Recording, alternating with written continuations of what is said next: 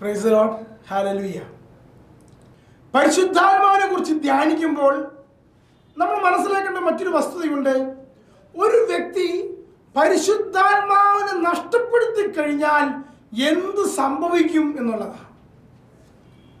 പരിശുദ്ധാത്മാവിന്റെ ഒരു അഭിഷേകം ശക്തിയോടെ സ്വീകരിച്ചൊരു വ്യക്തി ആ അഭിഷേകത്തിന് വില കൊടുക്കാതെ പരിശുദ്ധാത്മാവിന്റെ അഭിഷേകത്തെ തള്ളിക്കളഞ്ഞ കർത്താവിന്റെ ദൗത്യത്തെ ഉപേക്ഷിച്ചു പോയാൽ എന്ത് സംഭവിക്കും എന്നുള്ള വസ്തുത കൂടി നമ്മൾ അറിഞ്ഞിരിക്കണം.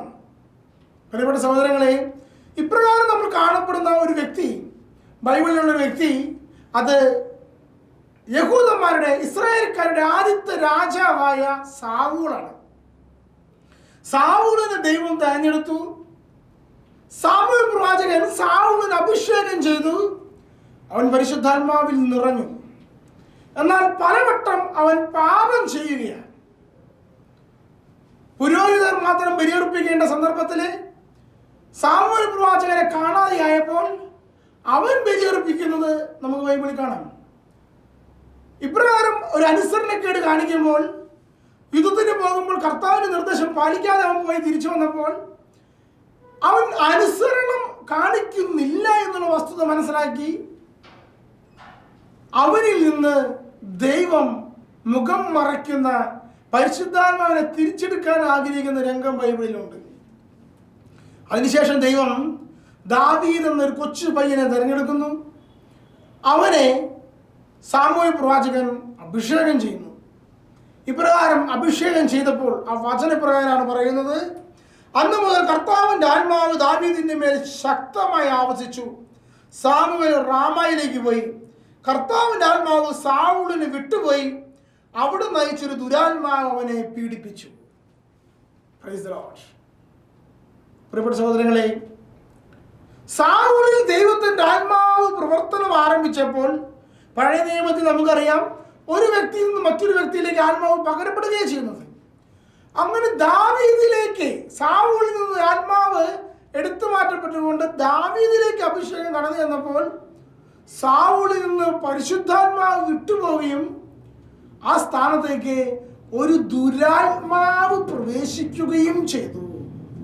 പ്രിയപ്പെട്ട സഹോദരങ്ങളെ, നമ്മൾ മനസ്സിലാക്കേണ്ട ഒരു വസ്തുതയാണ്, ഇന്ന് പലരും പരിശുദ്ധാത്മാവ് നിറഞ്ഞ് ശുശ്രൂഷ ആരംഭിച്ചിട്ട് അവരിൽ നിന്ന് പരിശുദ്ധാത്മാവ് വിട്ടുപോയ കാര്യം അറിയുന്നില്ല. അവരിൽ ദുരാത്മാവ് പ്രവേശിച്ച കാര്യം അറിയുന്നില്ല. വീണ്ടും ദൗത്യം തുടർന്നു പോകുന്നു എന്നുള്ളൊരു വസ്തുത പല വ്യക്തികളുടെ ജീവിതത്തിലുണ്ട്. അവരാണ് പലപ്പോഴും സഭ വിട്ടുപോകുന്നത്. കർത്താവിന് വേണ്ടി വലിയ ശുശ്രൂഷകൾ ചെയ്ത് സഭയെ പടുത്തുയർത്തുന്ന പല വ്യക്തികളും അവരിൽ നിന്ന് പരിശുദ്ധാത്മാവ് നഷ്ടപ്പെട്ടു പോയതറിയാതെ അവരുള്ളിലിരിക്കുന്ന ദുരാത്മാവ് അവരെ കൊണ്ട് വീണ്ടും വീണ്ടും പഴയ വരങ്ങൾ ഉപയോഗിച്ച് ചെയ്യിക്കുന്നത് അറിയാതെ അവർ സഭയെ വിട്ടുപേക്ഷിക്കുകയും പുതിയ പുതിയ സെക്ടറുകൾ രൂപീകരിക്കുകയും ദുരാത്മാവാൽ നയിക്കപ്പെടുകയും ചെയ്യുന്നു എന്നുള്ളൊരു വസ്തുത ആത്മാവിൽ വളരുന്ന വ്യക്തികൾ അറിഞ്ഞിരിക്കണം. എങ്ങനെയാണ് ഇത് തിരിച്ചറിയുക? പരിശുദ്ധാത്മാവ് ഉള്ള വ്യക്തിയാണെങ്കിൽ അവരുള്ളിലേക്ക് പ്രധാനമായും ഉണ്ടാകുന്ന ഒരു കൃപയുണ്ട്, എളിമയാണ്. എളിമയുള്ള വ്യക്തിയായി മാറുക എന്നുള്ളതാണ് ഇതിന് ഏറ്റവും പ്രധാനപ്പെട്ട പോയിന്റ്. എളിമ നഷ്ടപ്പെടുമ്പോഴാണ് പരിശുദ്ധാത്മാവിന് ആ വ്യക്തിയിൽ പ്രവർത്തിക്കാൻ സാധിക്കാതെ വരുന്നത്. കുറച്ചുകൂടി വ്യക്തമായി പറയാം, ഒരു വ്യക്തിക്കുള്ളിൽ പരിശുദ്ധാത്മാവിന്റെ വലിയൊരു അഭിഷേകം ലഭിക്കുകയാണ്. ആ വ്യക്തി വരങ്ങളും ദാനങ്ങളും ഫലങ്ങളും പുറപ്പെടുവിക്കുകയാണ്. ആ വ്യക്തി കർത്താവിന്റെ വചനത്തെ വ്യാഖ്യാനിക്കുകയാണ്. പക്ഷെ ആ വ്യക്തി കരുതുകയാണ്, എനിക്കെല്ലാം കിട്ടിക്കഴിഞ്ഞു, പരിശുദ്ധാത്മാവ് എൻ്റെ ഉള്ളിൽ നിറഞ്ഞു, എനിക്ക് സ്വർഗത്തെക്കുറിച്ച് ബോധ്യം ലഭിച്ചു, ഞാൻ ഒരുമാതിരി എനിക്കെല്ലാം അറിയാം എന്ന് കരുതിയിട്ടാണ് ശുശ്രൂഷ മുന്നോട്ട് കൊണ്ടുപോകുന്നതെങ്കിൽ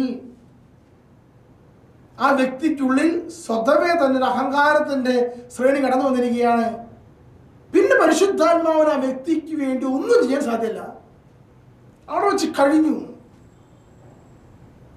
ഇവിടെ സാവൂളുണ്ടായ വിഷയം ഇതാ. സാവൂൾ കരുതുകയാണ്, സാമുവേൽ ഇല്ലെങ്കിൽ എന്താ, എനിക്ക് ചെയ്തുകൂടെ എന്ന് പറഞ്ഞുകൊണ്ട് സാവൂൾ ബലിയർപ്പിക്കുക. കാരണം അവൻ പരിശുദ്ധാത്മാവ് നിറഞ്ഞവനാണ്. ഇത് തന്നെയല്ലേ സാമുവേലിനുള്ളൂ. എന്ന് പറഞ്ഞ് ആത്മാവിന്റെ പ്രവൃത്തി ഇത്രയ്ക്കേ ഉള്ളൂ എന്ന് പറഞ്ഞുകൊണ്ട് എളിമപ്പെടാതെ വിധേയപ്പെടാതെ ഇരുന്നപ്പോൾ അവൻ്റെ പ്രബോധനം, പരിശുദ്ധാത്മാവിന് അവൻ്റെ ഉള്ളിലുള്ള വളർച്ച അവിടെ നിൽക്കുകയാണ്. അവിടെ നിന്നു. പലരിലും ഇങ്ങനൊരു സംഭവമുണ്ട്. ചില വ്യക്തികൾ ധ്യാനത്തിന് പോകുന്നു, പരിശുദ്ധാത്മാവിന് വലിയൊരു അഭിഷേകം കിട്ടുന്നു, വരദാനങ്ങൾ പുറപ്പെടുവിക്കുന്നു, ബൈബിൾ വായിക്കുമ്പോൾ വ്യാഖ്യാനങ്ങൾ കിട്ടുന്നു. പക്ഷേ ചില വ്യാഖ്യാനങ്ങൾ അവർക്ക് തെറ്റി പോവുകയാണ്. ഈ വ്യാഖ്യാനങ്ങൾ തെറ്റിപ്പോകുമ്പോൾ സഭ ഇങ്ങനെ പറഞ്ഞിരിക്കുന്നല്ലോ എന്ന് പറഞ്ഞുകൊണ്ട് സഭയുടെ പ്രബോധനങ്ങളുമായി താരതമ്യപ്പെടുത്തി വരുമ്പോൾ സഭ അങ്ങനെ പലതും പറയും. എനിക്കിത് വായിച്ചപ്പോൾ ഇങ്ങനെയാണ് എന്നെ പരിശുദ്ധാത്മാവ് പഠിപ്പിക്കുന്നത് എന്ന് പറയാൻ തുടങ്ങുമ്പോൾ പ്രിയപ്പെട്ട സഹോദരങ്ങളെ, അവിടെ വെച്ച് പരിശുദ്ധാത്മാവിൻ്റെ ജ്ഞാനം അവിടെ വെച്ച് സ്റ്റോപ്പ് ചെയ്യപ്പെട്ടു. കർത്താവെ ഇനിയും എനിക്ക് പഠിപ്പിച്ചു തരിക, കർത്താവെ എനിക്ക് ഇനിയും പറഞ്ഞു തരിക എന്നുള്ള ആ എളിമയോട് നിന്നാൽ മാത്രമേ പരിശുദ്ധാത്മാവിന് നീർച്ചാലെ താഴോട്ട് ആ ജീവജലം ഒഴുകുകയുള്ളൂ. ഇനിയും പഠിക്കാനുണ്ടെന്നേ.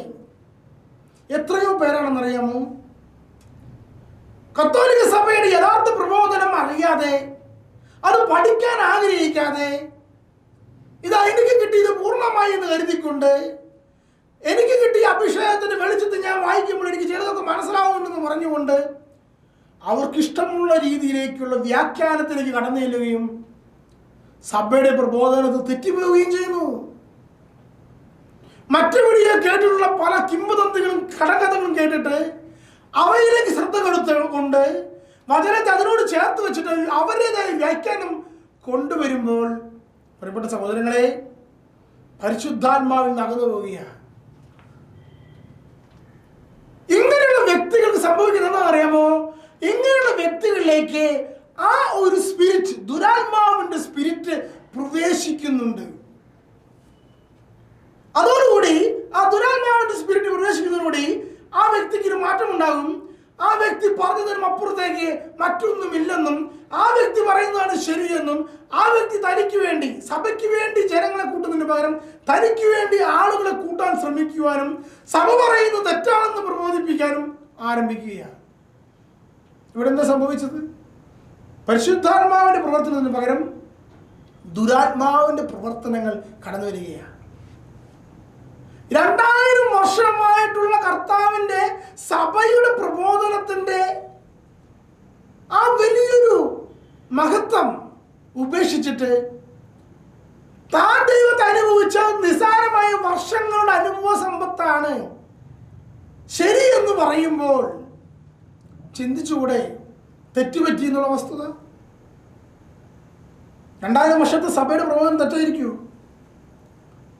അത് വ്യക്തമായി എത്രയോ വിശുദ്ധന്മാരിലൂടെ വളർന്നു വന്നതാണ്. സഭ എത്ര വ്യക്തമായി ആ യേശുക്രിസ്തു എന്ന പൊതു വെളിപാടിൽ നിന്ന് മനസ്സിലാക്കി കൊണ്ടുവന്നിട്ടുള്ളതാണ്. ദൈവത്തെക്കുറിച്ചുള്ള ജ്ഞാനം ഒരു വ്യക്തിയുടെ മാത്രം തലച്ചോറിൽ ഒതുങ്ങുന്ന വസ്തുതയാണോ? ഇപ്രകാരമാണ് പലരും സഭയിൽ നിന്ന് വിട്ടുപോകാനോ, പ്രത്യേകിച്ച് കരിസ്മാറ്റിക് പ്രസ്ഥാനത്തിലുള്ള ആളുകൾ സഭയിൽ നിന്ന് വിട്ടുപോകാനോ അതുമല്ലെങ്കിൽ മറ്റ് സെക്റ്റുകൾ രൂപീകരിക്കുന്നതിനോ കാരണമായിട്ടുള്ള വസ്തുത. അവരറിയാതെ അവരുള്ളിൽ നിന്ന് പരിശുദ്ധാത്മാവ് വിട്ടുപോവുകയും ദുരാത്മാവ് അവരുള്ളിൽ പ്രവേശിക്കുകയും ചെയ്തു എന്നുള്ളത്. ബൈബിളിൽ കാണുന്ന മറ്റൊരു വ്യക്തിയാണ് സാംസൺ. സാംസണിൽ ലഭിച്ചിരിക്കുന്ന അഭിഷേകം എന്ന് പറയുന്നത് വലിയ ശക്തിയുടെ അഭിഷേകമായിരുന്നു. ന്യായാധിപ പുസ്തകത്തെ നമ്മൾ അവസാനമായി കാണുന്നൊരു ന്യായാധിപനാണ് സാംസൺ. ജനനം മുതൽ ദൈവം അവനെ തെരഞ്ഞെടുത്ത് മാറ്റി നിർത്തുകയാണ് ഉണ്ടായത്. എന്നാൽ അവന് ലഭിച്ച കൃപാവരത്തിന് അവൻ വില കൊടുത്തില്ല. സാംസണെ എത്ര അധികമായി ദൈവം അനുഗ്രഹിച്ചു. ഒറ്റയ്ക്ക് ഒരു ജനതയെ നയിക്കുവാനും അപ്രകാരം ദൈവം ശക്തി കൊടുക്കുകയും ചെയ്തൊരു മനുഷ്യൻ ബൈബിളിൽ വേറെ കാണാൻ സാധിക്കില്ല. പക്ഷേ അവൻ വിശുദ്ധമായ ജീവിതം തിരഞ്ഞെടുക്കുന്നതിന് പകരം അവൻ മറ്റു സ്ത്രീകളെ തേടിപ്പോയി. അവന്റെ കൃപാവരത്തിന് അവൻ വില കൊടുത്തില്ല. ഇന്ന് ചിലർ അങ്ങനെയാണ്. പരിശുദ്ധാത്മാവ് നമുക്ക് നൽകിയിരിക്കുന്ന കൃപാവരത്തിന് ഒട്ടും വില കൊടുക്കാതെ പാപകരമായ ജീവിതത്തിലേക്ക് വഴുതിപ്പോകുന്നവർ, കർത്താവ് തനിക്ക് നൽകിയിരിക്കുന്ന ദൗത്യം തിരിച്ചറിയാതെ ലോകത്തിൻ്റെതായ ഭ്രമങ്ങളിലേക്ക് ഓടിപ്പോകുന്നവർ, ദൈവം ആ വ്യക്തി അനുഗ്രഹിച്ചിരിക്കുക. വിവിധമായ അനുഗ്രഹങ്ങളാണ്, വിവിധമായ ദൗത്യങ്ങൾ ആ വ്യക്തിയെ കൊണ്ട് നിറവേറ്റണമെന്ന് ദൈവം ആഗ്രഹിച്ചിരിക്കുക. പക്ഷെ അതിനൊന്നും വില കൊടുക്കാതെ ഈ വ്യക്തി ജഡികാസക്തിക്ക് പുറകെ പോവുകയാണ്, ദ്രവ്യാഗ്രഹത്തിന്റെ പുറകെ പോവുകയാണ്. ജഡികാസക്തിക്ക്, ദ്രവ്യാഗ്രഹത്തിന്, മോഹത്തിന്, ഇങ്ങനെയുള്ള മേഖലകളിലേക്ക് ആ വ്യക്തി വീണു പോകുമ്പോൾ ആ വ്യക്തിക്കുള്ളിലുള്ള പരിശുദ്ധാത്മാവിന്റെ അഭിഷേകം ക്ഷയിച്ചു തിരികെയാണ്.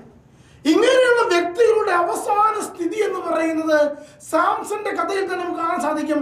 2 കണ്ണും അവൻ ചൂഴ്ന്നെഴുത്തപ്പെട്ട് തടവിലാക്കപ്പെട്ട് അവസാനം മരണത്തിന് കീഴടങ്ങുന്ന അതിദയനീയമായ രംഗം പെന്തക്കോസ്തായ്ക്ക് ഒരുങ്ങുന്ന ഓരോ ക്രിസ്ത്യാനിയും മനസ്സിലാക്കണം. പരിശുദ്ധാത്മാവ് നിറഞ്ഞ് അഭിഷേകം പ്രാപിക്കേണ്ട ഒരു ക്രിസ്ത്യാനിയുടെ ദുരന്തമായ ഒരു അവസ്ഥയിലേക്ക് പരിശുദ്ധാത്മാവിന് വില കൊടുക്കാത്തത് കൊണ്ട് ഉണ്ടാകുന്നുണ്ടോ? പ്രിയപ്പെട്ട സഹോദരങ്ങളെ നമ്മൾ മനസ്സിലാക്കണം.